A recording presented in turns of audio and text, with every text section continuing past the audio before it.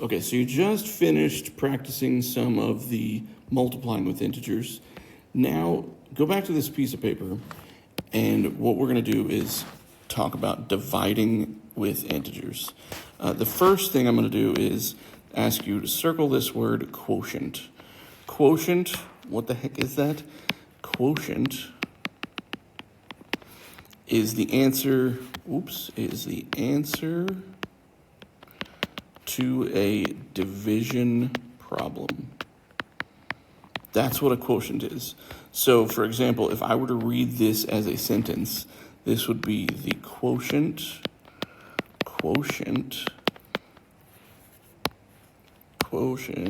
of 8 and 2 is 4. That's how this would be read as a sentence, okay? And then similarly, the quotient of -8 and -2 is +4.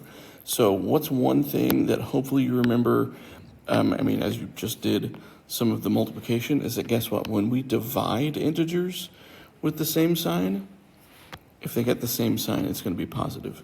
So that's the whole negative times a negative is positive. Well, guess what? A negative divided by a negative is positive.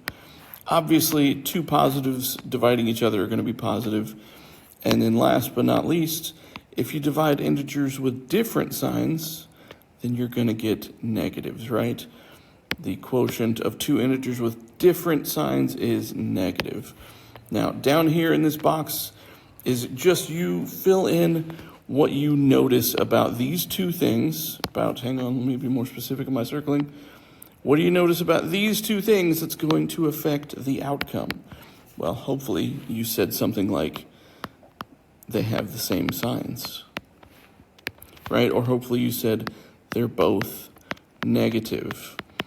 If you have a third thing that you said that helps affect the outcome, cool, write that down. Write down as many things as you'd like in that sign, in that box, And what's going to happen is the result is a positive. So when you divide integers with the same sign, the result is positive. And in this blank right here, I just want you to do this at least one time. Write the word quotient. Fun word, quotient. Okay, now that you have checked this out, you guys are going to practice on a Wayground that used to be called Quizzes. And I'll see you guys tomorrow.